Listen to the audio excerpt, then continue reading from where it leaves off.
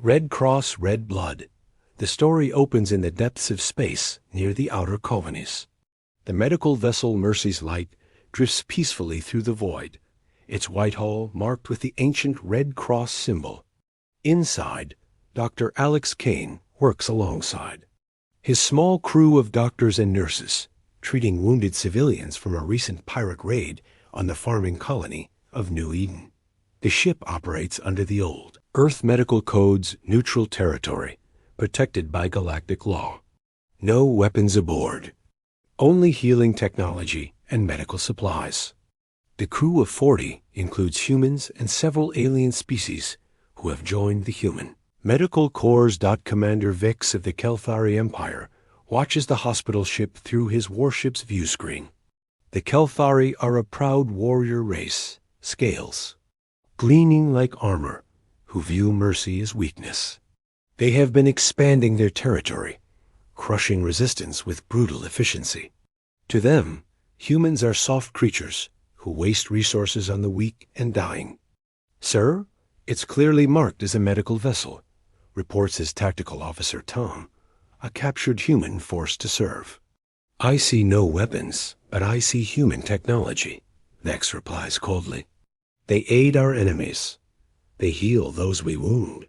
This makes them combatants." The Kelthari warships open fire without warning. The first blast tears through the medical bay where Dr. Kane is operating on a young girl. The second destroys the engine room.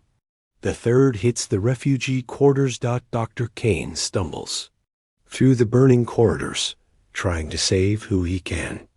He finds patients trapped under debris, nurses bleeding out in the hallways. The ship's AI, Mary, medical aid and rescue system, reports massive casualties.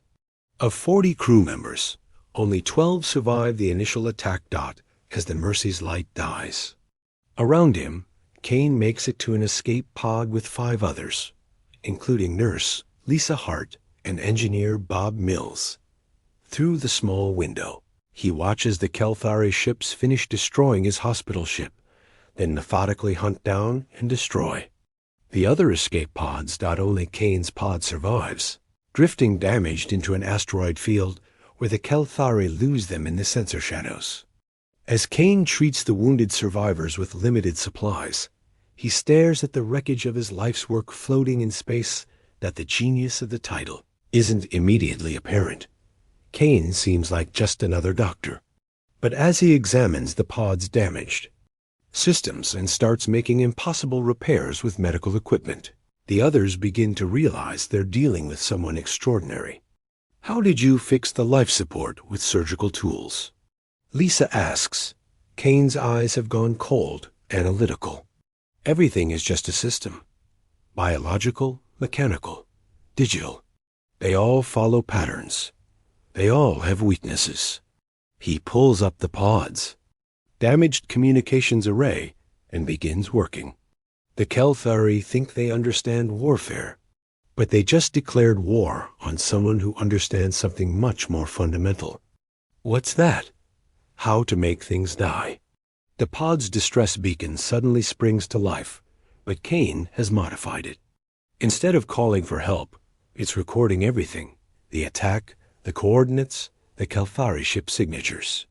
And it's broadcasting on frequencies that will reach every human colony, every allied world, every neutral trading post. The message is simple. They struck a hospital ship. They murdered doctors, nurses, and patients under the protection of galactic law. This is Dr. Alex Kane of the Mercy's Light. What follows is not revenge. It's surgery. Asterisk, diagnosis, empire. 3 days drift in the escape pod. Kane has turned their tiny refuge into something between a laboratory and a war room. Using medical scanners, he's mapped every Kelthari ship signature from the attack. With the pod's limited manufacturing unit meant for making medical supplies, he's building something else entirely. Lisa watches him work, disturbed by the transformation. A gentle doctor who sang to scared children during surgery has become something colder, more focused. His hands, once dedicated to healing, now craft devices she doesn't recognize. "Alex, what are you making?" "Medicine," he replies without looking. Up, the Kelthari Empire is sick. It has a cancer called cruelty, an infection called pride. I'm developing a cure. Bob, the engineer, examines Kane's work with growing amazement. "This is incredible. You've turned medical nanobots into data miners. How?" "Biology and technology aren't different things," Kane explains. "They're both information systems. Viruses reprogram cells.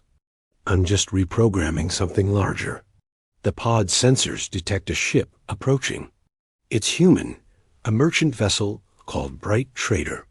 Captain Jack Reed, a grizzled space trucker, brings them aboard and listens to their story with growing anger. Hospital ship, Reed spits. Those scale-faced bastards hit a hospital ship? Kane doesn't respond emotionally. Instead, he asks for access to the ship's communications array and manufacturing facilities. Within hours, he's connected to the human colonial network, speaking with leaders, scientists, and military commanders. But Kane isn't asking for an army. He's asking for information. "I need everything you have on Kelthari biology, technology, society, economics, ship movements, trade routes, political structure. Everything." Admiral Greystone, commander of human colonial defense, appears on the screen. "Dr. Kane, we're already mobilizing a response force. We'll make them pay for what they did." "No," Kane says quietly. "Military response is what they expect. They're warriors. They understand force. What they don't understand is systemic collapse." He displays his analysis of the attack. "They didn't just kill 40 people on my ship. They revealed something about themselves, a fatal weakness in their entire civilization." Kane's fingers dance across the holographic displays, pulling up data streams about Kelthari society.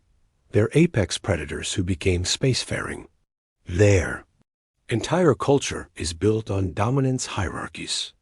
Strong over weak, warrior over civilian, empire over individual worlds. That makes them dangerous, Admiral Stone objects. "That makes them brittle," Kane corrects, "like bone cancer. Looks strong, but the structure is compromised. They can't adapt because adaptation would mean admitting weakness. They can't show mercy because mercy means they're not apex predators anymore." Lisa begins to understand. "You're not going to fight their military." "I'm going to cure their empire of its existence," Kane confirms. "Military victories can be reversed. But if their entire social structure collapses, if their economy fails, if their people lose faith in the warrior code that holds them together, ... He turns to Captain Reed. "I need passage to 3 specific systems, not Kelthari worlds. Neutral trade hubs where their merchants operate. What are you planning?" Reed asks. Kane holds up a device the size of a pill. "This contains modified medical nanobots, completely harmless to biological life. But when they encounter Kelthari technology," he activates a small display. "The nanobots swarm over a piece of Kelthari metal, and slowly, systematically, it begins to dissolve. They don't just break down the materials. They reprogram them, turn their own technology into a weapon against their infrastructure. Ships, stations, weapons, communication arrays. All of it becomes infected with a virus that makes their technology serve human interests instead of Kelthari ones." Bob stares in horror and admiration. That's genocide with extra steps." "No," Kane says calmly. "Genocide kills people. This kills an empire. The Kelthari individuals will survive. They'll just no longer have the tools to commit atrocities. They'll be forced to become something other than apex predators." He looks out at the stars. "They wanted to demonstrate their superiority by attacking those who heal. Now they'll discover what happens when someone who understands healing decides to perform surgery on an entire civilization." The bright trader changes course toward the first target system. Kane returns to his work, no longer a doctor trying to save lives, but a surgeon preparing to cut out a cancer that happens to be shaped like an interstellar empire. Viral load. The trading station Haven Point orbits a neutron star, its massive rings spinning slowly in the gravitational dance. Ships from a dozen species dock here. Human merchants, alien traders, and significantly, Kalthari commercial vessels. Carrying the spoils of their expanding empire. King walks through the stations, markets like a man conducting a symphony of destruction. In his pocket, he carries 12 small devices, each no larger than a coin. To station security, they register as medical equipment, which technically they are. Captain Reed follows nervously. "You sure this will work?" "Viruses don't fail." King replies, approaching a Kalthari trader examining human agricultural equipment. "They just spread." The Kalthari merchant, scale-bearer Torix, dismisses the humans with typical arrogance. His warrior-class tattoos mark him as nobility forced into commerce, a shameful occupation in their society, but necessary for empire. Human. Goods are inferior. Torix declares loudly enough for other traders to hear. Soft materials for soft species? Kane smiles politely and places his hand on the display table. "Of course. We understand." The nanobots transfer instantly, invisible, and undetected. They begin their work immediately, but slowly. Too fast, and the infection might be noticed. Instead, they spread through the molecular structure of Kalthari technology, like rust, like age, like inevitable entropy. Within an hour, Kane has accidentally touched 12 different Kalthari ships, cargo containers, and equipment displays. Each contact point becomes a new infection vector. Lysa, posing as Kane's research assistant, monitors their communication devices. The nanobots are reporting successful integration. They're already beginning replication. The beauty of Kane's design becomes clear over the following days. As the bright trader continues to the next trading hub, news begins filtering through the galactic networks. Kalthari ships are experiencing mysterious technical failures. Navigation systems are providing incorrect coordinates, specifically, coordinates that lead them away from human colonies and toward empty space. Weapon systems are losing targeting accuracy. Communication arrays are developing strange glitches that make warrior boasts sound like diplomatic apologies. At Freeport Gamma, Kane repeats the process. And again at the merchant world of Crossroads. Each time, the nanobots spread further.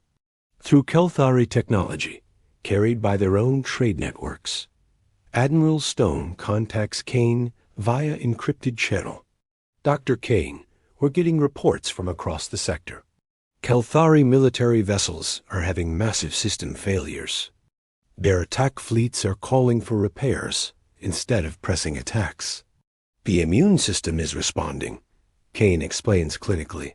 "Phase 1 is complete. Their ability to project military power is degrading. Now we move to Phase 2. Which is?" Kane displays a new set of nanobots. These are different, larger, more complex. Economic collapse. These target their currency systems, their trade computers, their resource allocation networks. A warrior culture can survive military defeat, but it cannot survive economic irrelevance. But Bob raises a concern. "Alex, what about the individuals? Regular Kalthari citizens who had nothing to do with the attack?" Kane pauses in his work. For a moment, something like his old self flickers in his eyes. Then it's gone. The Empire made them complicit. Every Kalthari benefits from the conquests, from the resources stolen from murdered worlds. Every warrior who gets glory does so by stepping on the corpses their society creates. That's not justice, Lisa argues. That's collective punishment. No, Kane corrects. Justice would be bringing back my patients. Justice would be unmurdering the children in my medical bay. This isn't justice. This is surgery. And sometimes, to remove a cancer, you have to cut deep. He holds up one of the new nanobots. Besides, they'll survive. They'll just have to learn to survive as something other than apex predators. Maybe they'll discover farming. Maybe they'll become artists. Maybe they'll even become doctors. The irony isn't lost on anyone. Cain, who dedicated his life to healing, is systematically destroying an entire civilization's ability to harm others. He's not killing them. He's forcing them to evolve or die. Captain Reed receives an emergency transmission. It's from Kelthari space. Commander Vex, the one who ordered the hospital ship destroyed, is trying to reach any human vessels. This is ... This is Commander Vex of the Kelthari fleet. Our systems ... Something is wrong. Our ships barely function. Our weapons... His proud warrior's voice cracks. We need ... assistance. Cain listens to the transmission without expression. Then he turns to Reed. Set course for Kelthari space. It's time for the final phase. Which is... Cain's smile is surgical, precise, and utterly cold. Treatment. Asterisk operating theater. The Kelthari home system is a monument to martial pride. Massive orbital fortresses ring their homeworld, each one designed to project power and intimidate visitors. But as the bright trader approaches, Cain observes the signs of systemic failure. Everywhere ships drift powerless. Station lights flicker. Erratically, the mighty defense grid that once protected the heart of the Empire now hangs in space like broken teeth. My God, whispers Lisa, you actually did it. You killed an empire. Not killed, Cain corrects, studying the readings. Cured. The patient is still alive, but the disease is gone. Captain Reed receives dozens of distress calls. Kelthari vessels requesting assistance, their warrior pride finally broken by necessity. The species that once considered asking for help as weakness now begs for it. Admiral Stone appears on the communication screen. Dr. Cain, the Galactic Council, is calling an emergency session. They're demanding to know what's happening to Kelthari space. Tell them the truth, Cain replies. A doctor is making house calls. A bright trader docks with the Kelthari command station. The once proud halls are dimly lit, their technology reduced to basic life support. Kelthari warriors stand with heads bowed, their elaborate scale armor now seeming like costume jewelry. Commander Vex approaches Cain's party. The proud warrior who ordered the hospital ship's destruction now looks decades older, his golden scales dulled by stress and shame. You are the doctor from the medical ship, Vex states. It's not a question. I am. What have you done to us? Cain regards him with the same clinical detachment he once reserved for examining tissue samples. I've performed surgery. Your empire had a malignant growth called cruelty. I've removed it. Vex's claws extend involuntarily, an ancient threat display. But his weapon systems are dead. His ship is powerless, and his empire is crumbling around him. The gesture is meaningless. You have doomed us, Vex snarls. Without our technology, we cannot defend ourselves. Our enemies will fall upon us like scavengers. Your technology still works, Cain explains patiently. It's just been ... reprogrammed. Your weapons now refuse to fire on medical vessels, civilian targets, or inhabited worlds. Your ship's navigation systems won't take you to peaceful colonies. Your manufacturing facilities won't produce instruments of conquest. He activates a holographic display showing the modified code running through Kelthari systems. You can still build ships. You can still explore space. You can still create art, music, literature, science. You simply can't commit genocide anymore. That is not who we are, Vex protests.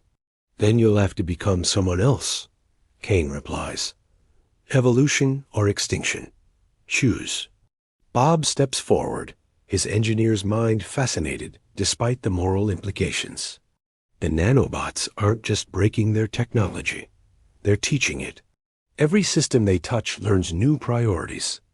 Protection over conquest, building over destroying, healing over harming. Lisa realizes the full scope of Kane's vision. You didn't just stop them from being warriors. You're forcing them to become like us, like what we could be. Kane clarifies. Humans aren't naturally peaceful. We had to learn it. We had to choose it. Now the Kelthari get to make the same choice. A younger Kelthari female approaches. Unlike the warriors, she wears the simple robes of a civilian, a scientist or teacher. Her scales are unmarked by warrior tattoos. I am Keeper Nixis. She says, I study the old ways before we became an empire. We were not always conquerors. Kane nods respectfully. Evolution remembers. Sometimes it just needs reminding. Can you teach us? Nixis asks hesitantly. Our wounded will die without proper medical care. Our children are hungry because we spent everything on weapons.